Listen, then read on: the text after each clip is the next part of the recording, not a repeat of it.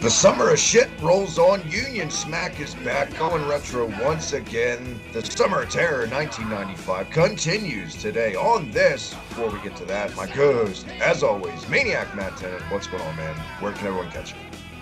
Oh, what a week, Travis, with all this NXT UK stuff and just everything going on. You can catch me on Twitter at The Perfect Tenant. You can go to unionsmack.bigcartel.com, pick up an official shirt from all of Travis's shows, and you can... Actually, I'm not even going to plug the book because it's not going to be on sale where it's usually on sale for a while, so I'll give everyone an update on where they can buy the Undertaker book and the soon-to-be NXT UK Year 1 book in a few short weeks. And thankfully, you can say now there will be NXT Year 2 because, like you said, we'll just talk about it a little bit. We're on pins and needles this week because obviously the speaking out movement, the UK wrestling scene is just on fumes right now. That's an understatement. But yes, they are going to continue with the brand NXT UK. I said nothing, and I didn't see anything from people like Jack Gallagher. I saw nothing from people like Joe Coffey, who has been suspended by NXT UK pending an investigation. But, you know, Jordan Devlin and Trent Seven, what's been said about them, I have no idea whether it's true or not, but they were two of the first people to come out and say, we've got legal representation and it's being dealt with, you know, in the right way. But I don't want to think those two are guilty, obviously, but if it comes out that they are, then they have to go as well. Yep. This kind of looking at the IWC and all that, you know right where to go on the channel Muted. But why we're here, let's cheer ourselves up somewhat because it's 95. Why are we here this week, Matt? Let's get into it.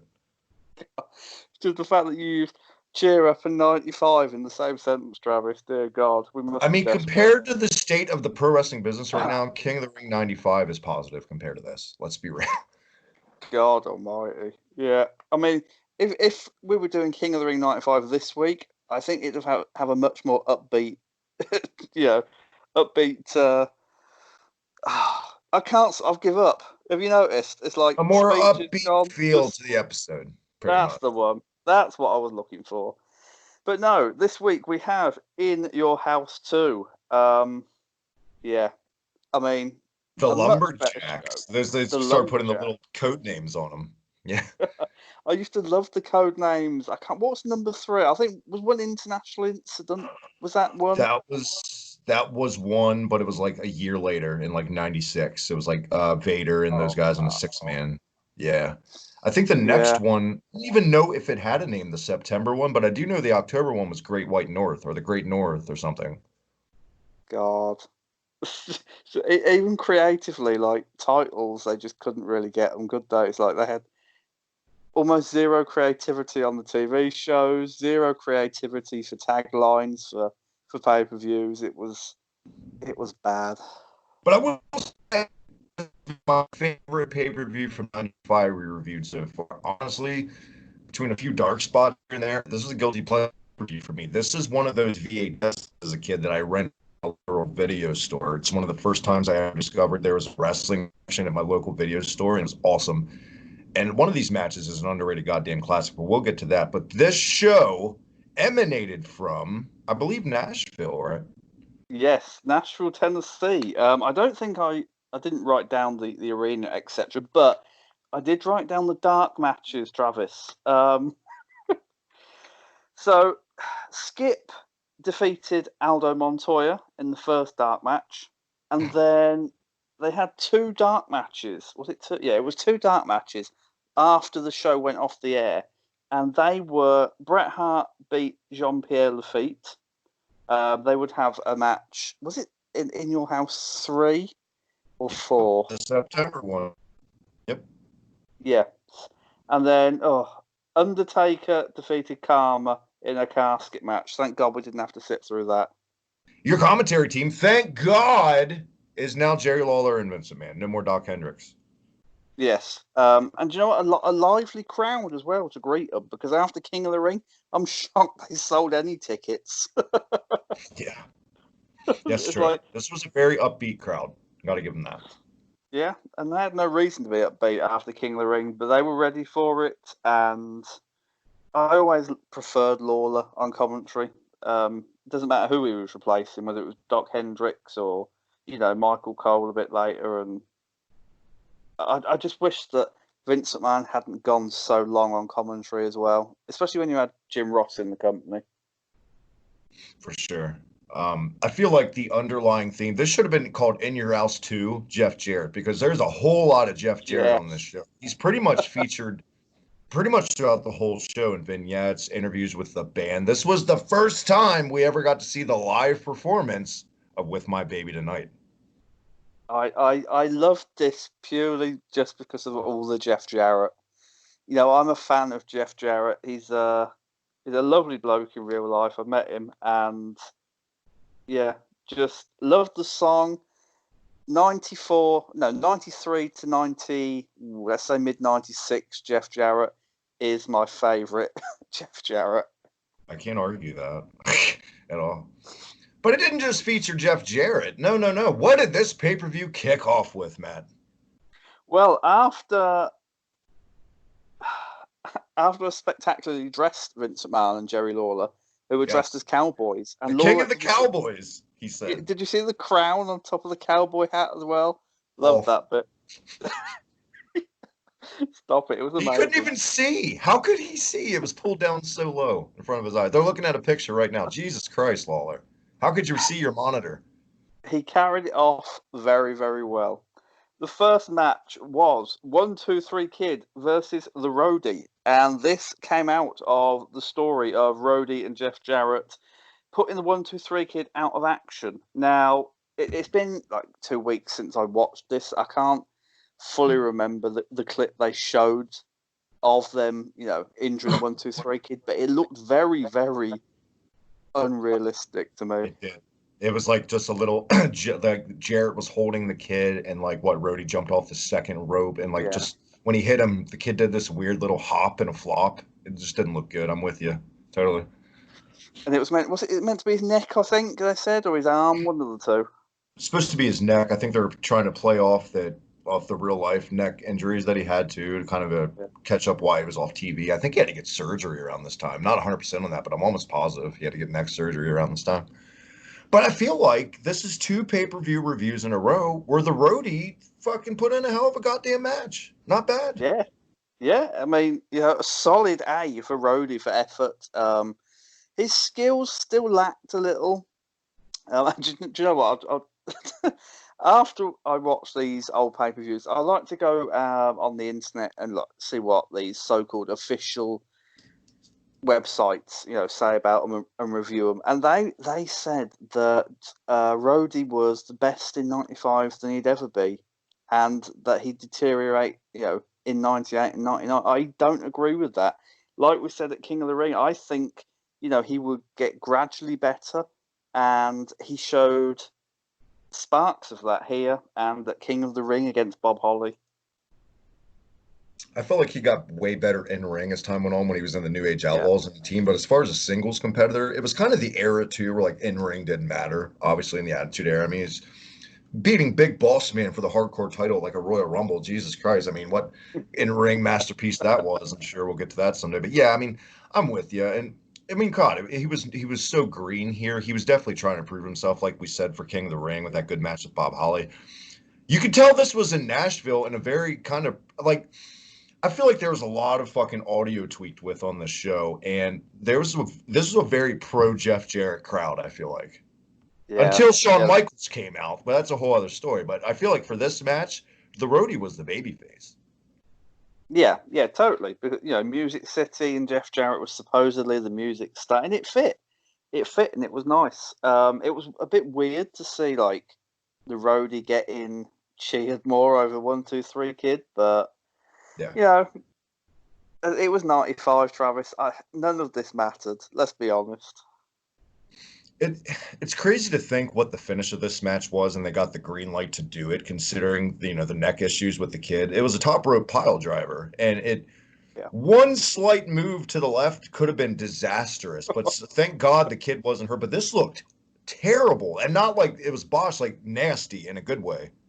Yeah, it didn't even look like a pile driver to me. It looked like he pulled him towards him, and they both just sort of flopped Yeah, from the buckles. And obviously, the kid was lucky enough not to land full force on his head and neck. And yeah, but I mean, this was a different 1, 2, 3 kid. This wasn't the smiley baby face 1, 2, 3 kid who looked like he'd just finished playing on his bicycle. There was a definite change in attitude, and obviously he right. turned heel later on in the year over Reyes Ramon, but you could see it sort of manifesting here, I think. And what's even crazier, a year after this, he'd be the bearded stoner guy in the NWO. Only a year Yeah. later, you know. And it's also crazy that these guys were part of one of the most overstables of all time in like 3 years. You know, Yeah. Yeah. DX opening up a '95 show. How far they come in, just a few years. You know what? I did enjoy this, and it goes back to that Jeff Jarrett throughout the entire show. During this match, they showed like a dual screen of Jarrett watching back in the monitor, and I Yeah. love this story. How Jeff Jarrett wasn't paying attention to the monitor, didn't give a shit about the roadie. He was just using obviously the lip syncing stuff, which we'll get to. But yeah, I like that fine little touch. And again, they showed him talking to his backup singer girls, giving them tips like, "Y'all Yeah. ready? Y'all ready to do this? Y'all nervous?" Like it was great. It drove home the fact that Jeff Jarrett will use anyone as a chicken shit heel. Let's talk about the elephant in the room in a real life situation. Actually, what happened after this show? This was Jeff Jarrett and the Roadie's last show for until like the end of the year when Jarrett came back for like a one-off with Ahmed Johnson. I love Ahmed Yeah. Johnson. It was like what did they hold up? They held up Vince for money, kind of like the Warrior, and walked out immediately, something like that. I think that's what I heard. And obviously, Vince isn't one to be held up for money. Nails and Warrior never ended well for them. But I mean, just fancy doing that. Like, uh, I love Jeff Jarrett, and he was, mid to upper card, intercontinental champion, etc. But in '95, when nobody's really performing well, like as if you're going to hold up your boss for money. I thought it was a very selfish thing. I think it was a really bad look for Jeff Jarrett and the Roadie at this time, and I mean, you're right. They weren't. The money wasn't making. It was the lowest point in their history at this time, Yeah, as opposed to now with the ratings and the doldrums. But yeah, I mean, I thought it was a dumb business move, totally. And it, I mean, besides like that 1 month return in '96, Jarrett was blackballed from this company for like a year until he came back for like the NWA Invasion shit. They were way more lenient with Roadie. He'd come back with the real Double J Jesse James bullshit yeah, gimmick. But see, the criminal thing about that gimmick is I feel like in this, if they would have got to play out, I feel like it would have got over a little bit more, not too much because it was still a shit gimmick, but it's a shame that we didn't see that true story play out because he just came back as the real Double J with no Jeff Jarrett there. You know what I mean? yeah. So you were expected to remember an angle from like a year and a half ago. It's kind of dumb.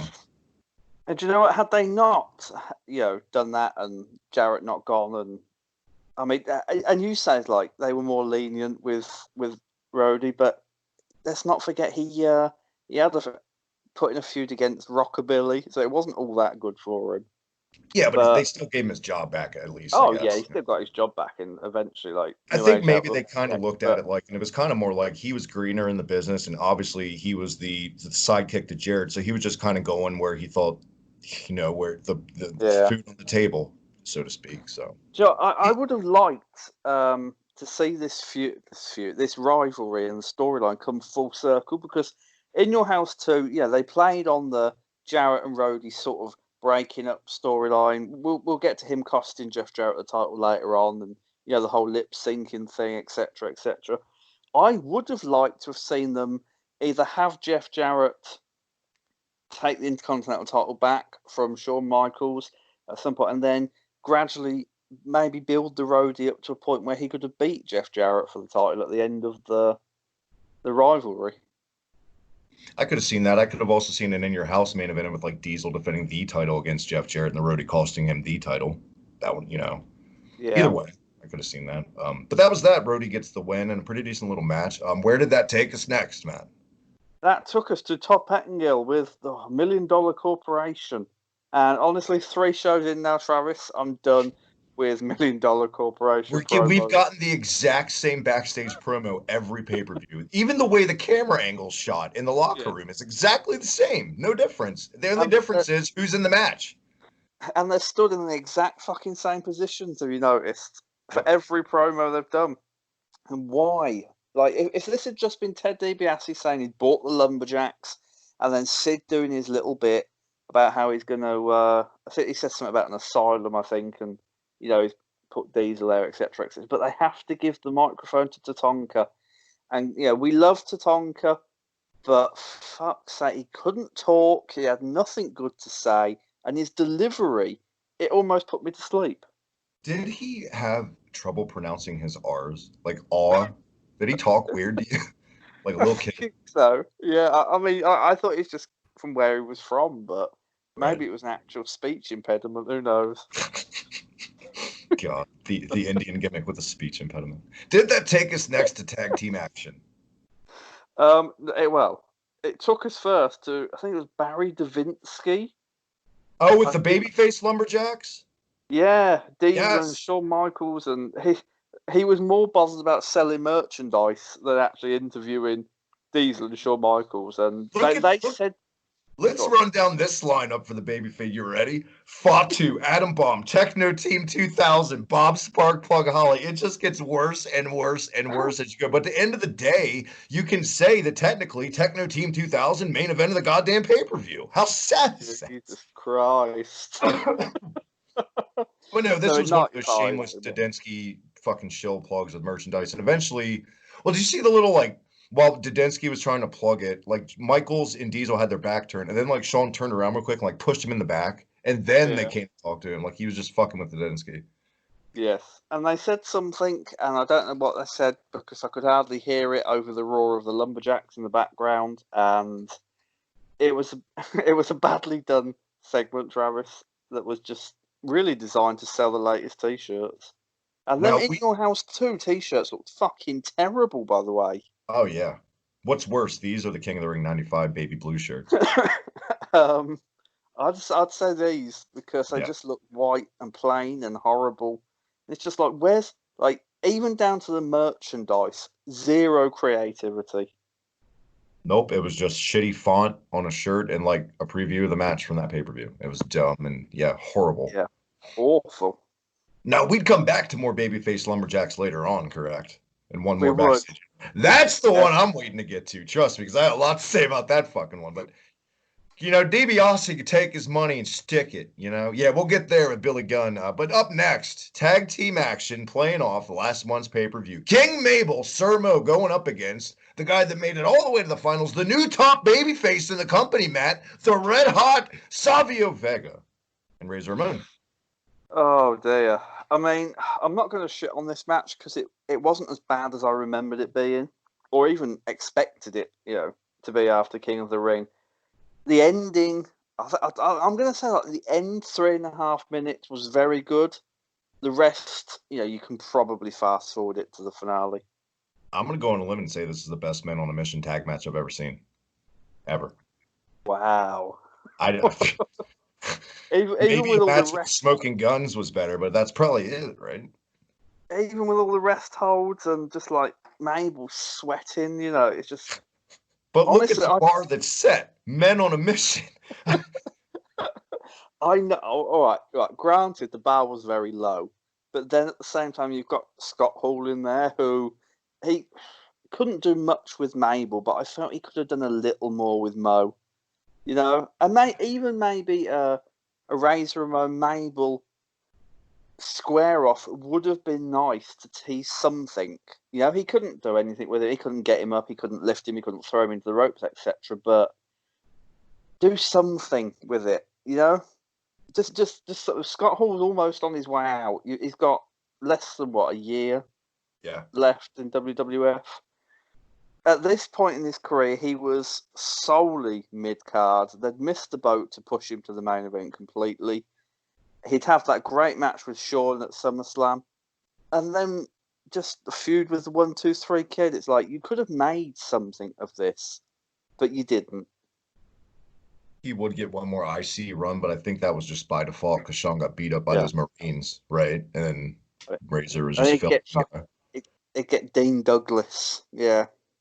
Now, I will say that led to the amazing Razor and Goldust feud, but that's another show for another time. We'll get there someday, hopefully, because I love King of the Ring, or excuse me, Royal Rumble '96. I love that pay-per-view. But anyway, this, my opinion, like I said, the best men on a mission tag match. Really surprised to see Mo. I mean, it was kind of crooked, but he did a fucking moonsault out of nowhere. Holy He shit. did. Yeah. And the best part of this for me was when Razor threw Mabel from the top rope. Like, Yeah, credit to Mabel for taking that bump right. from up there at his, because if he hadn't have done the full rotation, then dead in the ring, I think. I know that fans, and myself included, we complain about shaky cam in modern wrestling, but very rarely it was done back then. And on that spot, and whenever like a Yoko or a Mabel take a spot, they do the shaky cam, and it worked out Yeah. really good. I feel like watching on TV. Oh yeah, believable because of their weight and the way they hit the ring every time. If they'd have done it in every match and every show, people would just gone, "Oh, for fuck's sake, another weird camera angle." Like But now, because they do it for Dave Mastiff in NXT UK when he comes out onto the stage and does his little stomp. It's effective because it's not you know twice a match, every week. right? Men on a mission would get the win here. Obviously, this was, getting that rocket strapped to Mabel's back. What a goddamn strong rocket that had to bend to lift him up. But did you notice the skull and crossbones on their boots this show, at least? Do you know what? I not only noticed them, I added them into the Fire Pro I King knew it. Mabel. I knew it. I knew it. Just for you, Travis. How lazy is that? You're a heel now. Put a skull and crossbones on there. Yeah. Ugh. I mean, I'm going to be honest. It's like it didn't matter. It's Mabel. He's going towards the WWF Championship, the main event. Nobody really cares anyway. So, Did that I, take us? Go ahead. I'm just going to say I've got nothing else to say about Mabel right now. Yeah, because I unfortunately we got to talk about him a little bit in the main event. Did that take us to Big Al on the mic interviewing the band yet? Are we almost there? Yes, it did. Todd Pettengill was Jeff Jarrett's band, Big Al. Charismatic Big Al, who looked like he wanted to be anywhere else. I thought it was In a John bar Madden. somewhere. He's like John Madden's brother. He's like a dead ringer. I noticed that actually. So, we're diehard Pettengill fans, but at the end of the day, was this the cringiest segment Pettengill's ever been in when he's ba ba ba ba ba ba ba da da da da da telling the drummer to do shit and then dancing with the girls and then just coming all over Big Al like he's fucking Jimi Hendrix? I mean, this was really cringe Pettengill to the max for me. Well, he didn't cover himself in glory. Let's put it that way. You know what was hilarious to me? Pettengill, he talked to the girls, then he did the thing with the drummer. He was so hyped, right? Then he's like, all this shit, blah, blah, blah, Big Al, you ready? And then he puts the mic in Big Al's face all pumped up, and Big Al goes, I'm ready. Like the most unenthused fucking response you could possibly give. And shout out to Big Al. He wrote with My Baby Tonight. He did the vocals on the In Your House Tonight, and he did the WrestleMania 11 song. So Big Al got a lot of play in 95. Yeah, got a lot of money from Vince, a lot of TV time, and I love that In Your House song. Fucking one of the best theme tunes, I think, for me. I don't know if you agree, but like I agree. one of the best pay-per-view theme tunes I think they've ever done. I don't even have to ask either. I know how much you love this band set up with the big JJ behind it for Jeff Jarrett. I know you marked the fuck out for that. Of course I did. It's one of the best parts of the show for me, along with the Intercontinental title match. It's just like, oh, this is what I want. I do got to give him credit, even though it's 1995, obviously one of the low points in the company, which you say so much. This was one of the most ambitious angles they'd ever done at the time, from the fact of going out and get a band that was going to be a whole lip syncing gimmick. Like, there was a lot of thought put in this angle, I feel like. So I got to give him props on that. Oh, yeah. I mean, they went the whole hog with it, from the band to the live performance. I can't remember, did they actually put like a CD or cassette tape out of it? They did. They sold a cassette tape of the single. I said, no, I think Vince said it on the show. It would be available tomorrow night on Raw. So you can check Okay, that well, episode of Raw on the network, guys. And, if you could buy the cassette tape then. So I'm we pretty sure. never got that over here, so I didn't know whether you got it over there, but do you know what? From obviously the band to the live performance to actually putting out a cassette tape of it, then they went the whole hog with it. It's just a shame that it didn't really lead to much, obviously, because of the Jeff Jarrett Roadie situation backstage. Yeah. You said the whole hog. Did that take us to the dreaded match that I think's next? Speaking of No, hogs. this took us to Doc Hendricks with Diesel and the Lumberjacks. Okay, this is when Adam Bomb and all those guys got a little Yeah. mic time, right? Yes, wow. They started pointing the finger at each other because Ted DiBiase had said he'd bought one of the Lumberjacks, and it was like, "It's you, no, it's you. I'd never sell out. It's you." Oh God. I don't think Diesel was in this. I think it was Bam Bam leading the troops in this. If it was, then I've noted it down wrong. You know what's hilarious about this whole angle? Like which lumberjack sold out? It ended up being fucking nobody. Nobody sold out. So it was a moot fucking angle.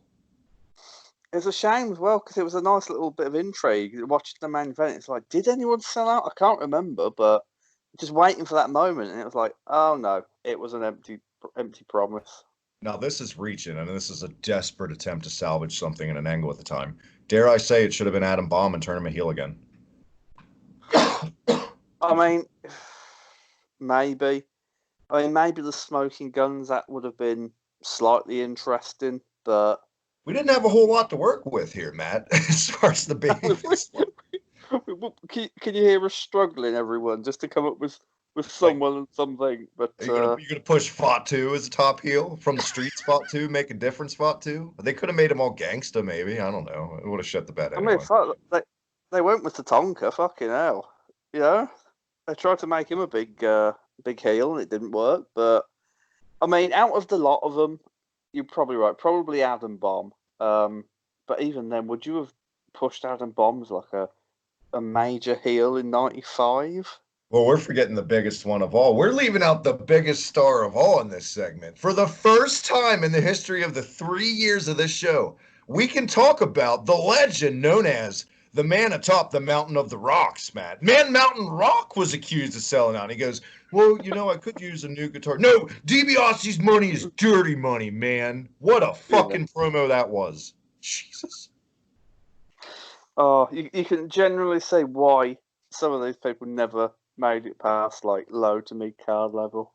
Let's go there for 2 seconds because we're never going to get to talk about him again. I didn't hate the Max Payne gimmick in WCW, but when they brought him in here and made him a big fat guy in pajamas, it was awful. Awful. Oh dear. I mean, as a kid, I loved Man Mountain Rock, but going back and watching him now, it's not great. The hair, the dyed ginger and black hair, it's just not great. Not great at all. I can't even remember him having I can't remember any of his matches from when I was a kid. I just remember him playing guitar in like this little promo segment, but I don't remember him I remember him like splicing him in on like Superstars intros and stuff, just wailing on the guitar. But I don't remember shit from his in ring. It's probably for the best. I mean, didn't he have like an In Your House match with Henry Godwin at some point? And that was his major, like the biggest thing he ever did in WWF. That might have been Superstars, but I remember Man Mountain Rock and Henry Godwin somewhere. I don't know. And that's it. That's it for me. Like when you peak on an episode of Superstars, I mean that speaks for itself. Am I right? The furthest you're ever going to get is a weekly television spot. Enjoy. So now that the accusations are flying, who sold out? Where did that take us to next, man? That took us to Jeff Jarrett's performance of "With My Baby Tonight." Oh, thank God! What a palate cleanser this is. I could watch this on a loop all week and not get bored of it. I even enjoyed the long-winded promo before it because I feel like it built that, especially at the time watching it live, because the big thing was like, can he really pull this off and blah, blah, blah. And that long-winded, y'all ready to eat some crow promo really built it up to when the music finally kicked in. From everything from the light and the laser setup was pretty impressive for 95. I mean, they treated it like it was like Motley Crue or, an actual fucking big band there. I got to say, A very underrated performance by Jeff Jarrett here. And I loved how they even just the minute nuances in this, how they kind of showed Roadie going to the back to Yeah. quote fix the tech stuff. And then as soon as Jarrett was done, he came out from behind. But Jarrett didn't miss a fucking beat in this lip syncing. Like you would like I think even as a kid, like I didn't even think the fact that this was a lip syncing angle was in my head. Like I really thought he was singing because it's so crazy how the Roadie's voice kind of just sounds like Jeff Jarrett. They almost sound the same. Like if Jeff Jarrett sung, that's what you think he would sound like. Yeah, and he was spot on throughout the whole thing. And like you said, he covered himself well, Jeff Jarrett, with the hand movements and, the hand close to the mouth, so you couldn't really tell he was lip syncing. And the voices matched perfectly. Obviously, looking back at it now, we can clearly see he's lip syncing, but at the time it was like, oh, ain't he great? Some of the most underrated ensemble wardrobes ever too are Jeff Jarrett in this era. This was like cow print pants with like the sparkly sequins vest or whatever. And I feel like, oh, by the way, I know you popped one that you got your live version of the Jeff Jarrett theme before he actually sang the song. Yes, loved the Tennessee Swing has to be one of the best theme tunes WWF ever did. So I feel like after Jeff Jarrett's flawless performance here, I felt like the crowd would have popped a little louder, but they didn't. It was kind of a half-ass pop. Yeah, I mean, I think they came for the wrestling, and it was like not really that bothered about a music performance. But do you know what? Fuck Nashville crowd. I enjoyed this so much more than 90% of this show, and this show wasn't even bad. The two best things on this show feature Jeff Jarrett. We'll get to the very best thing on the show in a little bit. Yeah. After this, was it Todd Pettengill taking a petition in the crowd, thumbs up or thumbs down for the performance? I believe it was. I didn't note that down if it was. The next thing I've got is a SummerSlam 95 ad. Oh my God, where it's the old lady sitting on the porch with the old men, and then Diesel pulls up and magically they all turn young. Like Diesel has magical fucking powers. Oh my God. I had forgotten all about this commercial until I watched this for this episode. Good job I brought it up then, isn't it? To remind you of the horrors of Granny getting wet for Big Daddy Cold. Granny turned out to be a little fucking slut, to be honest, and she just left with Diesel and left her husband there on the porch. Oh, Granny the slut. There you go. That's your soundbite for this week. Next, I think we got Todd, polling the audience, and this was fucking great. And I'm sorry to anyone that lives in Nashville, please don't take offense to this, but from the little kid going, "Hey, he's pretty good," to the one redneck guy going, "Hey, stinks," to Jesus Christ, stereotypes the promo in this. Ridiculous, but so bad it's good. Yeah. From top to the inbred crowd, it was very, very 95, Travis. That's all I can say. I thought that little kid that he interviewed too was one of those kids on Home Improvement, one of those actors that looked just like him, but it wasn't. Now, during this, all of a sudden we hear this music, and we go right into our next match. The Suey, ping. Henry fucking Godwin has made it to pay-per-view finally, Matt, against Bam Bam Big. This match was shit. It was awful. It was the pits. And can I just point out, before we get into the match, Henry Godwin's theme was literally him making noises into a microphone. That was it, and like 2 picks on a banjo, like 2 notes. Awful. I much preferred when he got with Phineas and, don't go messing with the country boy, all that stuff. It was much more characteristic of 2 pig farmers who are now baby faces and, dancing around, linking arms with Hillbilly Jim. It was much. I'm going to go as far as to say, Travis, that Henry Godwin was lost as a heel.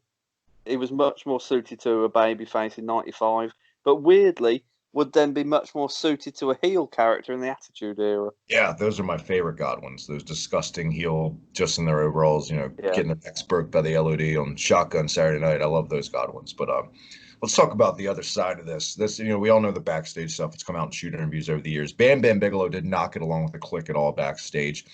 a lot of claims that he was completely depushed because of, politics with those guys. But I feel like this was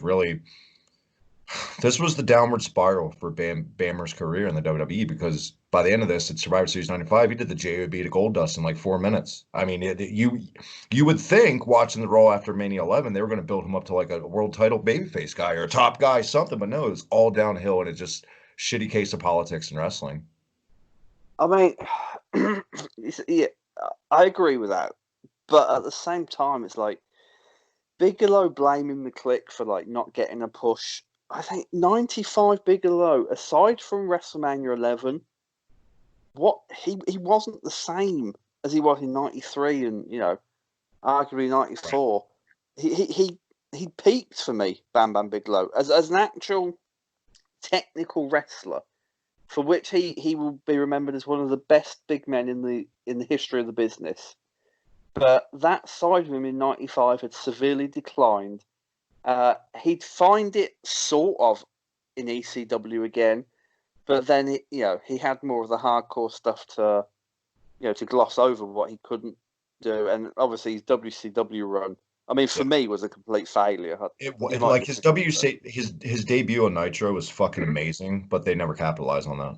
Yeah, you know. But in ring, he definitely wasn't the same wrestler as he was in 93, 94, and before that. So I think you can blame the Click to a certain extent, but then you have to look at it and say, where would you have taken a 95 Bam Bam Bigelow? Because he certainly wasn't WWF Championship material in summer of 95. And I'm with you too. I think a lot of those claims from Bigelow was a lot of sour grapes. Also, I don't think Yeah. it was all the Click. And I totally agree. For me, I think Bam Bam Bigelow peaked with Bret Hart in '93, and after this Yeah. stint, it was like a feud with Doink and Lawrence Taylor, and just playing second fiddle in the $1 Million Corporation.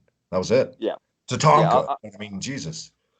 I think once he fell, into the sea of faces in the $1 Million Corporation, he was pretty much done. I enjoyed the Doink stuff as a kid. It still raises a smile with me today.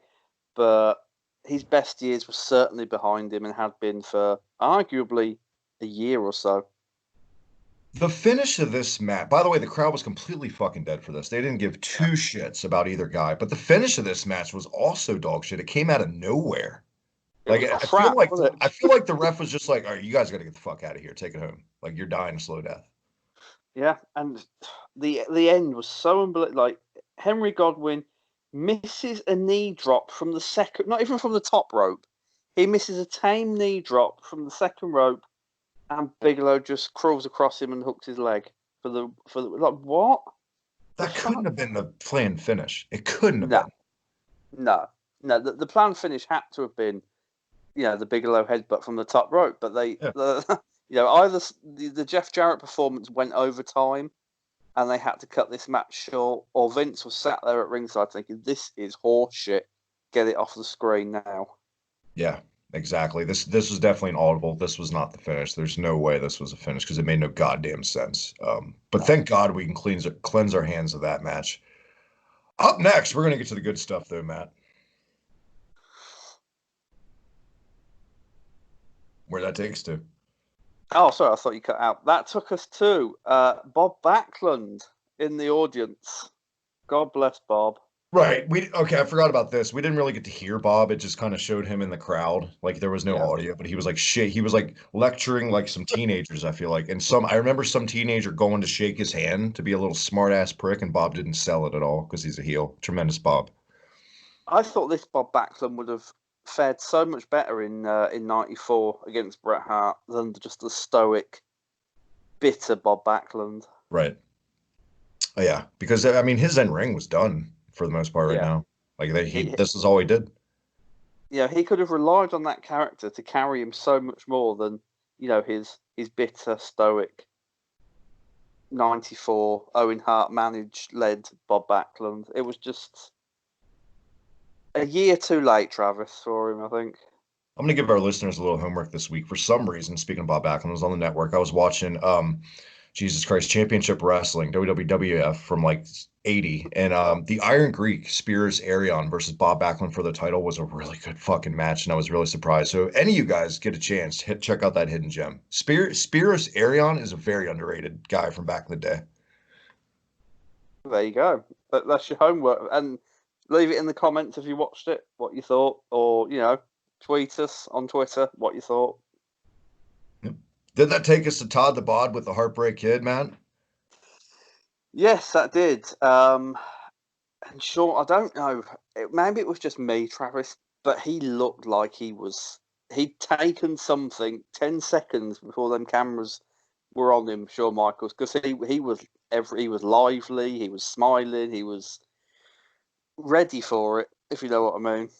Yeah, when they threw it back to Todd Pettengill immediately, he made a comment about like Bob Backlund run from president, and then like Shawn Michaels did like the Richard Nixon peace signs. Like I'm pretty sure he was on like 18 somas for this promo, but really he kind of came off like a whiny little bitch. He kept talking about how it was his birthday and nobody called him on his birthday.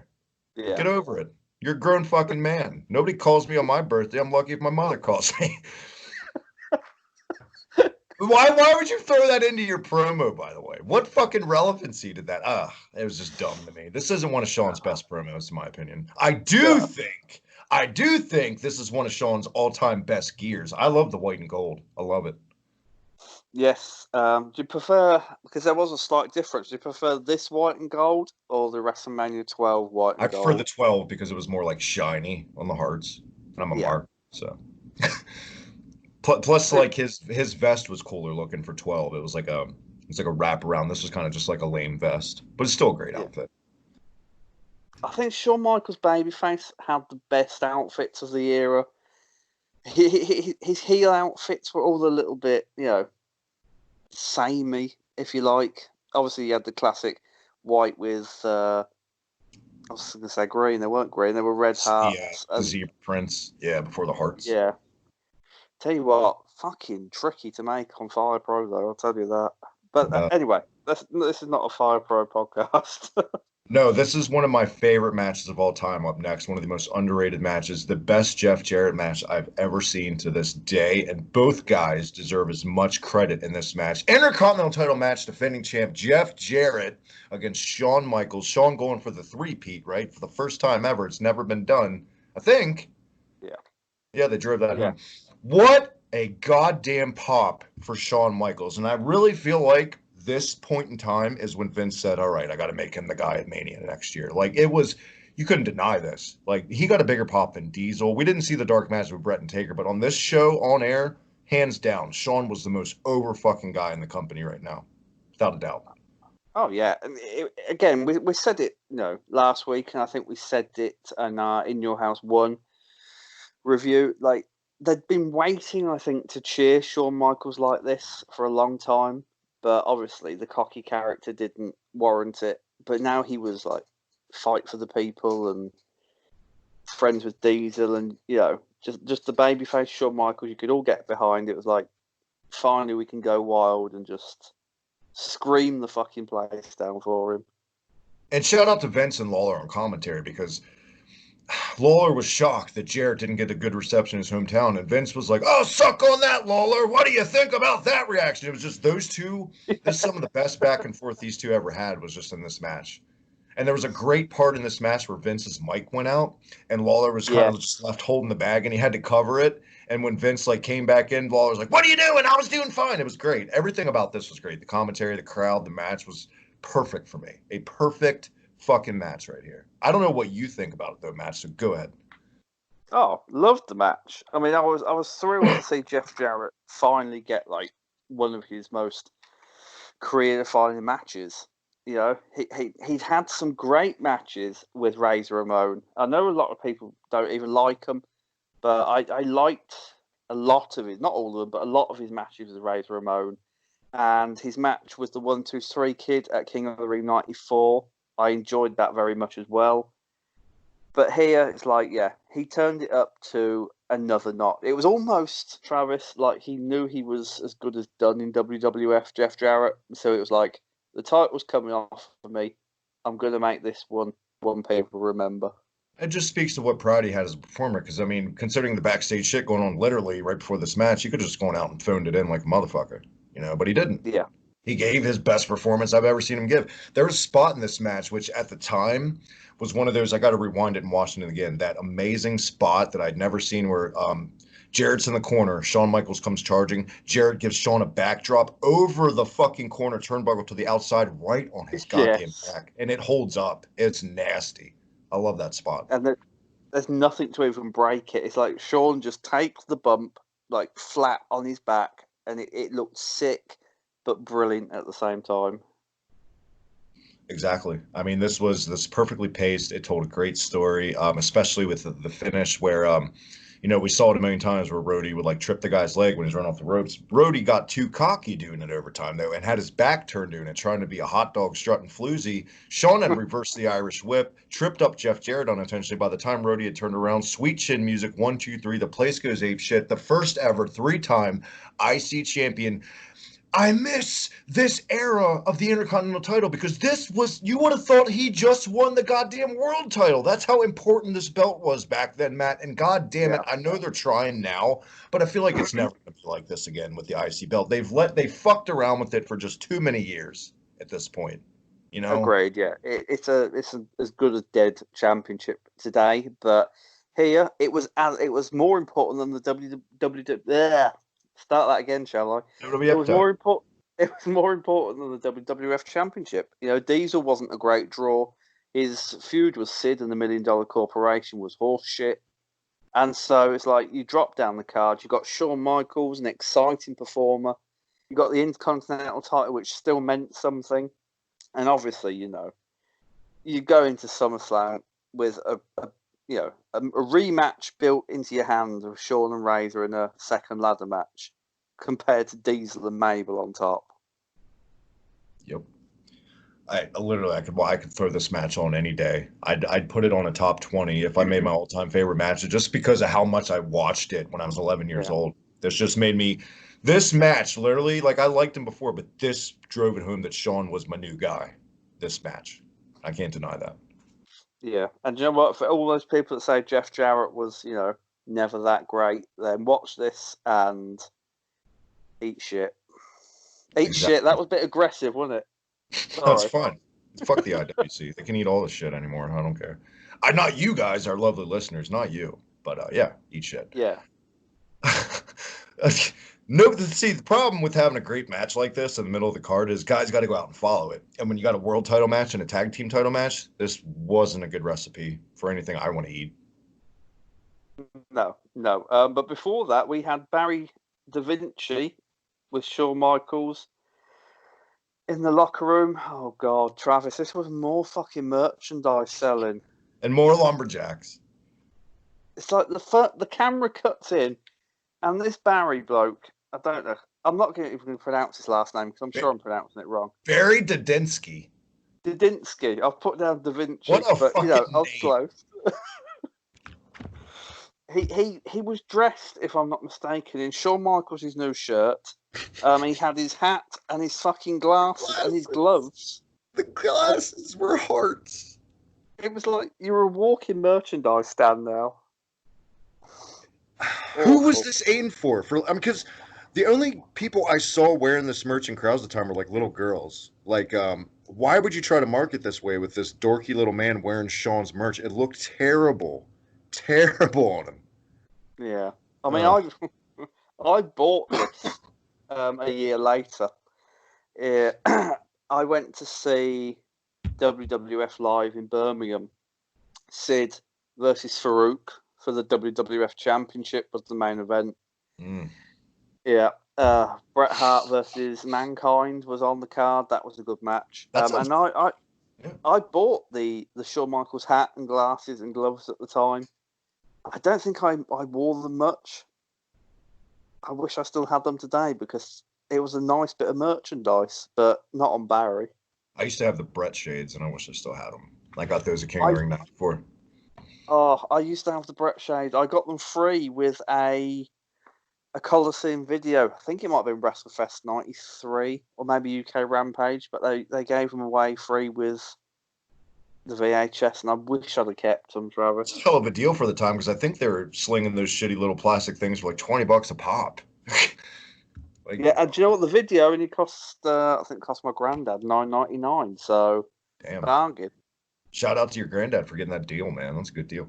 You know what's Yeah. amazing about all these Lumberjack vignettes, especially this one? It was all the Lumberjacks celebrating for Shawn, when in reality, 80% of these guys Mhm. hated the fucking click. So this was so phony and fakey to me. You know what I mean? It was kind of Yeah. uncomfortable in a way, just seeing, because I mean, according to people's claims, so many of these guys' careers were destroyed by the guy they're supposed to be happy for right now.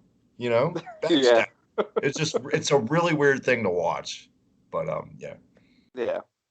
Knowing like what we know now about how Shawn and Kevin Nash and Scott Hall and Hunter eventually and 1, 2, 3 Kid were backstage, it's interesting to watch it back now because it's like, what were they really thinking when they were cheering for them?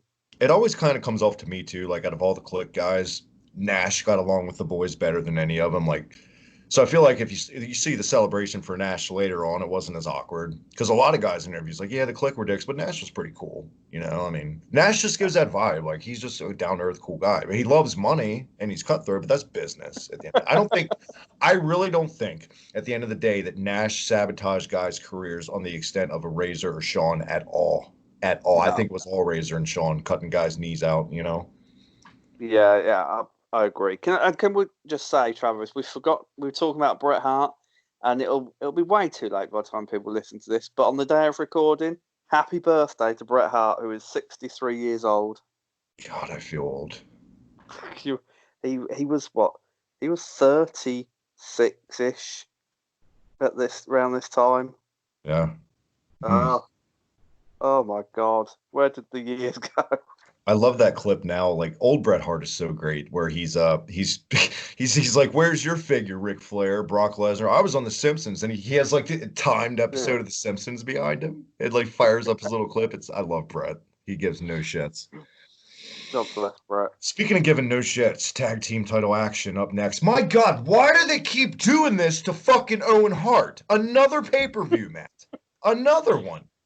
Yeah, another pay-per-view, another tag team match, and I didn't time this, Travis, but it didn't go long at all, did it? I really thought as a kid that the Allied powers were winning this. It kind of shocked me that they didn't win this, to be totally honest. I mean, did really like?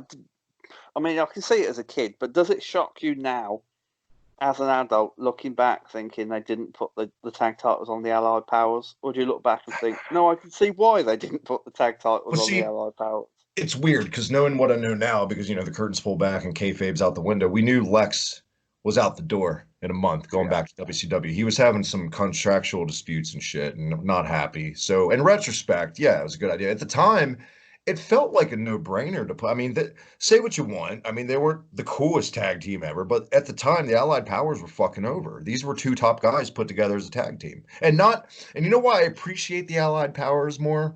Because they weren't just thrown together as a tag team. They made it a point to make a match, to give them theme music, that amazing remix of their theme music. I don't give a fuck what anybody says. I love that theme. I appreciate that instead of just like Booker T and Rob Van Dam, their team for no reason. Like Yeah. I miss that. All right, let me rephrase the question then. Does it shock you now that they never put the tag titles on the Bulldog and Luger when it mattered, like Yes. in February '95? Yeah, especially when they're opening up Mania against the Jacob and Eli fucking Blue. Like they should have pulled that trigger in the spring. I mean, In Your House one we reviewed, they should have done it. Yeah. I feel like. Yeah, especially when you had teams like Smoking Guns who didn't really matter as tag team champions, and then you bring the Body Donners along in '96, and it's like Which if you is can make ironic because both of those teams are going to win the belts by the end of this year. So exactly, but you holy couldn't give shit. it to This the Bulldog and Lex, so besides I don't know, I'm not even counting the last 10 years in modern wrestling because it's such a blur to me and it can't hold a candle to these years. Is no. this the lowest point in the history of this company for tag teams? 95? Good question. I'm gonna say, I mean, it depends. Like the quality of tag teams, probably yes, because you had like Well Done and Techno Team 2000 and the Blue Brothers and the Godwins have come along shortly. They weren't even that great, in the ring. I'm gonna say quality wise, yes, but do you know what? And you can probably disagree with me, and a lot of people listening to this will. I'm gonna say Attitude Era for tag teams wasn't it was on par with this. And it was and it wasn't, because you did get, Edge and Christian, the Hardys and the Dudleys. You had the Hollies. Yeah, DX, the Outlaws. I don't know. I wouldn't put it in around 95. The Hollies were over. You can't deny they weren't over at one point. I mean, over's one thing, but I'm judging this on in-ring ability as a tag team. I don't think the Hollies had bad matches when they're in there with the right guys. We need to do an Attitude Era pay-per-view with the Hollies on it. And After SummerSlam 95, let's go to 98, Matt. Fuck it. Or 99. Whenever the Hollies first had their pay-per-view match, let's go to that one and start that so we can end this great debate. Deal. Deal. But man, it goes back to saying, nobody could follow that performance. You would think the crowd would be more alive for this. There were little spurts, but they were pretty much dead for this tag title match. Yeah, they were. I mean, it was fine when Davey Boy was in there with Owen and Yoko. It fell apart when Luger got in there with Yokozuna. Get out of town! No way! So you're 2 years too late. I will say, it's like, as dull as it is to see, it's always tragic for me to see Yokozuna in 95, 96. Just the decline of the man, the weight he gained. So I can't watch a Yokozuna match from his last 2 years in WWF just out looking at it going, what a fucking shame.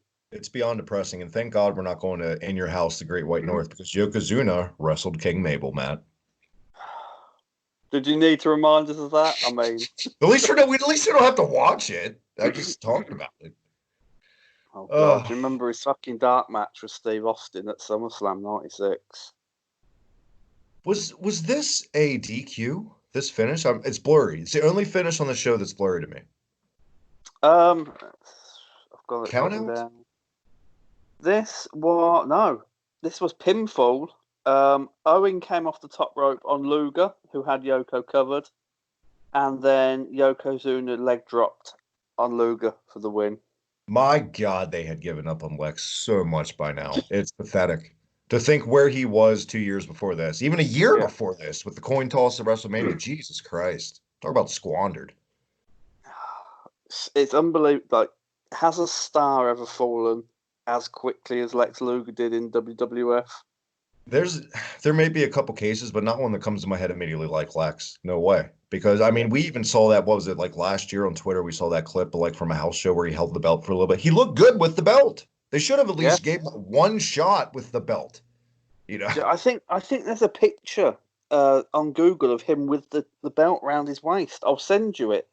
And if I can find it, people will probably be looking at it right now. Yeah. He looked so good with that title. All right, his in-ring was bad. Questionable. Questionable. Bad to questionable, let's say.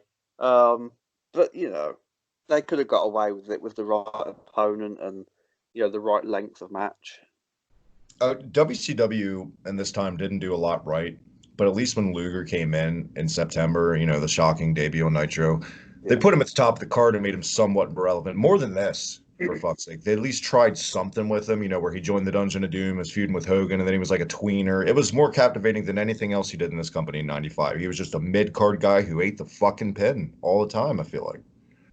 Yeah. For no reason. Do you know what? Even suffered a count-out loss in a King of the Ring qualifying match. They didn't even deem him important enough to put in the King of the Ring tournament. Yep. Just and pathetic. You got Spark Plug Holly beating you out for a spot. Your career's in the shits. But no, I remember this match specifically. I wanted the Allied Powers to win the belt so fucking bad. I don't know why I was such a big fan of these guys. But, I mean, hindsight, it's kind of like we took up the mantle. We're the new Allied Powers, so it all worked out. Yes, indeed. Have you still got that picture of I did of us as Davey and Lex? Oh, God, probably not. I'd have to do some digging. That was like 2 years ago now, I think. I might have to rejig it. So, yeah, we can maybe put it on the intro or something. It's a shame the thumbnail's already done and in the book. Is it main event time fucking finally on this goddamn show? Oh, God. No, we see how Sid Oh, it's and Doc Diesel. Hendricks, right? Like having a fucking seizure backstage. Is it? Fuck knows. Do you know what? All I've got here is we see how Sid and Diesel came together in a highlight package. All the lumberjack, Yeah. yeah, all the lumberjacks come out, and then we go backstage to Todd Pettingill. Pettingill. Tom, it's Pettingill at from this point in Mexico. the it's at this point in the podcast, listeners, you'll hear that I've given up. So yes, Todd Pettingill with Diesel, and Diesel says he's not running anywhere, and he'll finish it once and for all tonight. 3 pay-per-views of Sid and Diesel. 3 pay-per-views of terrible, boring Diesel promos. Completely. Yeah, For me. Awful. It's like and that he had no spark about him. And I know that's the new generation. They're not trying to do the yelly 80s promos anymore, but Jesus Christ, could you have some life to you? It's up there with Roman, you know? yeah. I mean, you'd have thought they'd have run him through promos and made him what, but no, he was Kevin Nash, and Vince wasn't going to say anything to him because of the click and didn't want to upset Shawn and didn't want to upset his champion, etc. So got I away with think it. I think even Diesel's entrance on this spoke to the confidence they had in him because they didn't let him come out unless they had Shawn right by his side for this entrance. You know what I mean? Like all the Lumberjacks came out except Shawn. He had to come out with Diesel, you know? Of course he did. Well, I mean, let's be honest. Shawn was an integral part of this feud. Like it was Shawn that started it all off Right. when he was attacked by Sid. So I mean, I guess I see it, and obviously, Shawn would get some retribution during this, but But at the same time, I felt like that came off as, oh, look, it's the new IC champion again. Shawn's back, as opposed to, all right, Diesel's here. It kind of took the yeah, attention off Diesel completely for me. I mean that wasn't a bad thing for me. It's like I honestly, after In Your House won and King of the Ring main event, it was like just take anyone can take it away from Kevin Nash. I don't care because this once again was the shits. This match, guys, fucking sucked. It was And you terrible, wonder and why fucking it's Vinci even fans. worse the fact that it's a fucking lumberjack match, and you have trouble seeing half of it. And I can only imagine it made sense too why the live crowd was more dead because they couldn't see shit unless you started in the risers and the rafters. You could not see shit for this lumberjack match because you got guys like Bundy and Mabel out there blocking up the goddamn ring. Fucking good luck saying anything with Mabel stood in front of you. Well, now we can get to Mabel because this seed was finally planted, Yeah. bringing us to the main event of SummerSlam. Diesel thrown to the outside. You know, the typical lumberjack match if a babyface is thrown out, the heels attack and blah, blah, blah. The baby faces are too good for that. They just toss the heel in, whatever. Diesel gets tossed to the outside, posted by Mabel with a splash. Diesel sold that pretty well, actually, but that was the harbinger for their feud in SummerSlam 91, that little spot. That's where it all Yep. started. And you know what? This is going to sound so contradictory now to what we've said about Mabel being in the main event, etc. But I suppose at least they did something with the King of the Ring winner of '95 and didn't just let it peter out. Right. Because I mean, if they'd have, crowned Mabel, had him in this sort of mini feud with Razor and Savio Vega, and then just did nothing, then '96 King of the Ring, I think they'd have had a harder time making people believe they were going to push Austin into the main event picture. It's insane to me because like 2 weeks after this on TV, they did the quote shake up with the new president, Gorilla Monsoon, the most fan friendly president ever. And they saw their TV ratings, they saw their approval with the fans.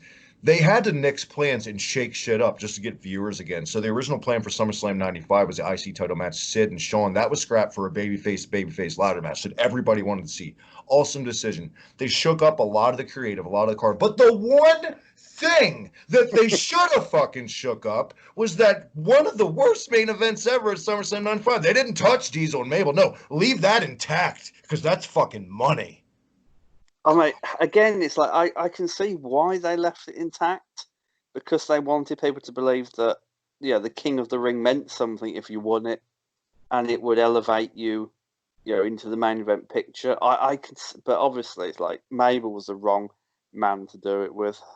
We kind of got it the year before too, where Owen got the shot at SummerSlam and lost too Yeah, in the King of the yeah. Rings. Also, I mean, fair play. Looking at this goddamn roster, and anyone not named Sid, main event in SummerSlam with Diesel, I don't know unless you do a babyface match. There's nobody, in my opinion. Oh None. fuck! I could not have took a fourth pay-per-view, Travis, of these two. Jesus Christ! I mean, I've usually got little hair. I've grown it out, obviously, in the pandemic because there's no hairdressers open. But I'd have been pulling it out. Fucking four pay-per-views. Surely This is you don't hate me that much. this is three pay-per-view main events in a row where Yeah. not one thing about the match is memorable. Nothing. Nope. The one thing I remember from all three is Sid walking out onto Tonga at King of the Ring. That's it. And Mabel posting Diesel. That's it. That's it. So pathetic. Good. So how can you have three main events and not, one of them memorable or one really standout thing from any of them? Awful. I don't even think Diesel used the jackknife. He got the win here with what, a second rope clothesline that looked like shit, and that was the pin. No. He got the win with a big boot. Actually, just stuck it in Sid's face, and that was the end. But the worst part of this match, I mean, it was all dog shit. But the worst part of this was he power bombs Diesel. Sid. Diesel counters a second power bomb with a backdrop, and then for some reason, Sid just rolls outside and starts attacking the baby faces. I think it was to drive home the fact that he was off kilter and psycho, but yeah, it was. I get it. It's dumb, Awful. awful. Just shit.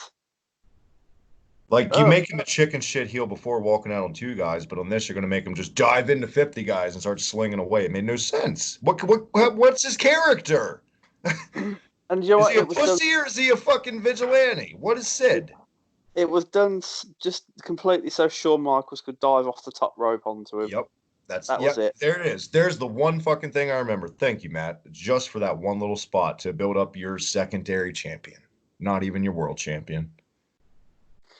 But And with that, in all honesty, the most important single champion in WWF because no one cared about Diesel at this point. hindsight, now that we're through this pay-per-view, I think it's fair to say that considering the location, the steady build throughout the entire show with one angle, Shawn and Jeff Jarrett, they should have took a chance at the time and should have I mean, they hadn't done it since SummerSlam 92, but that should have been your main event. I don't give a fuck if it was a lumberjack match, a cage match. Vince has watched Sid and Diesel on house shows and pay-per-views at this point. Vince knew these guys had no fucking chemistry together, you know?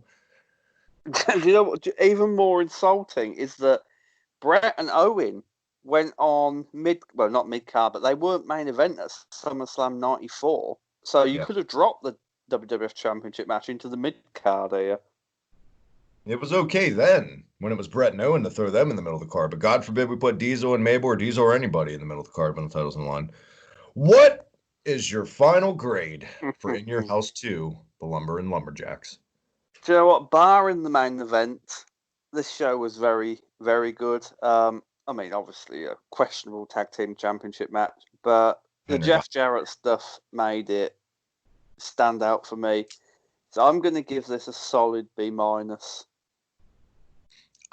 know what? I'm going to give it a solid B just because, like I said, I'm kind of biased on this pay-per-view. I love it so much just for childhood reasons, but I'm with you, man. Every low point you mentioned is definitely there. Besides, Henry Godwin and Bigelow took a lot out of this show too, right in the middle of it. Just abysmal. A main event that you could skip any day of the week and you wouldn't miss a fucking thing. So if you're going to fire this up on your network, you don't even need to watch that. Just watch it out till Shawn and Jeff and then call it a day. Yeah, there you go. There's your recommendation. Done. Signed, sealed, delivered. Even if you love Owen Hart, I hate to say it, skip this Owen match. You're not doing yourself any favors watching it. Yeah, definitely not his finest moment. We are so close, Matt, to the Summer of Terror finally coming to a decisive end. Next episode, we're going to the second biggest show of the year, pal, SummerSlam 95. But before we do, one more time, before we get out of here, where can everyone catch you? You can catch me on Twitter at The Perfect Tenant. You can log on to unionsmack.bigcartel.com, grab a shirt from all of Travis's shows. and more news on both books coming very shortly. I am, believe it or not, Travis, after almost a year of saying it, I am now 4 drawings away from completing the NXT UK book. And I saw a little sneak peek, and if that's any indication, they're amazing. I can't wait. You should honestly just wow. Now, who draws all the stuff for the book for me, covers and inside as well, just an amazing artist, and I can't thank him enough for all the work he's put into it.